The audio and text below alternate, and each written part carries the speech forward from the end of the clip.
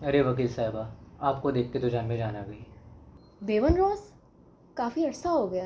हाँ, मैं ये एहसास समझता हूँ। आप मुझे इतने अच्छे तरीके से जानती हैं कि आप मुझे दोबारा देखने ही नहीं चाहती।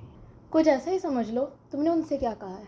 मैंने उनसे कुछ भी नहीं कहा। मैंने बस उन्हें ये कहा कि मिसेस क्लिफ को बुला दें, और मुझे आपके आने का इंतज़ार था। अच्छा, ठीक है।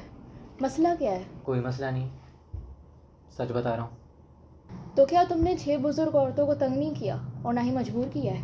क्या क्या वो ये कह रहे हैं? अगर ये इल्ज़ाम है तो ये झूठ है। ऐसा कुछ नहीं है।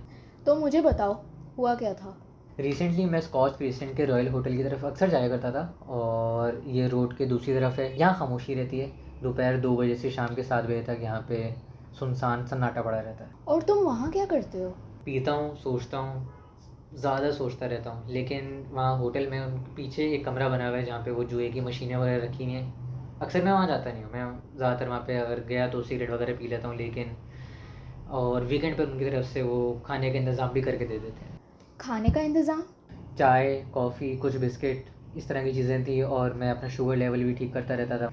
एक टाइम पे मैं वहाँ पे चाय बना रहा था, लेकिन पीछे से अचानक से आवाज़ आ गई, 2 चम्मच चीनी चाय में मुझे भी चाहिए। तो जब मैं पीछे मुड़ा तो मैंने वहाँ पे वो ग्लेडिस नाम की खातून देखी, छोटी सी। मैं तो घबरा गया उससे पहले, क्योंकि मैं तो ये समझ रहा था कि मैं वहाँ पे अकेला हूँ। अब मैं क्या करता? तुम्हारा मतलब?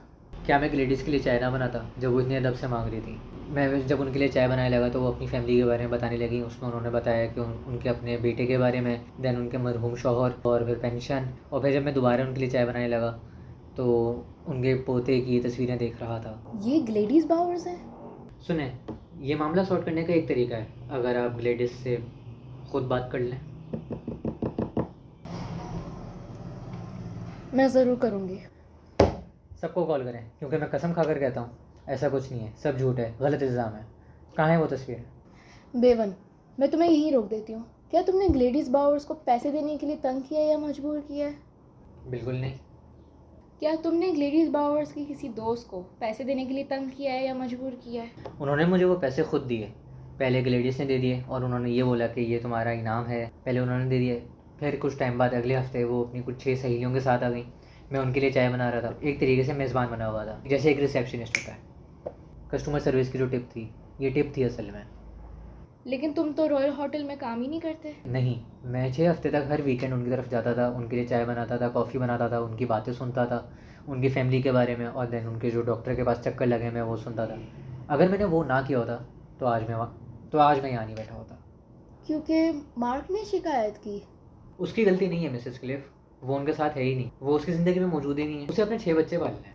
ठीक है, मैं हॉल में जाके कांस्टेबल से बात करती हूँ। फिर उसके बाद कोशिश करूँगी कि मैं ग्लेडीज से बात करूँ फेस टू फेस। मैं उन्हें नुकसान नहीं पहुँचाता मिसेस क्लिफ। मुझे यकीन है। अगर तुम ग्लेडिस से मिलो तो क्या तुम मेरे बारे में उसको झूठ बोल सकती हो कि मैं कहाँ हूँ? मैं कोशिश करूँगी।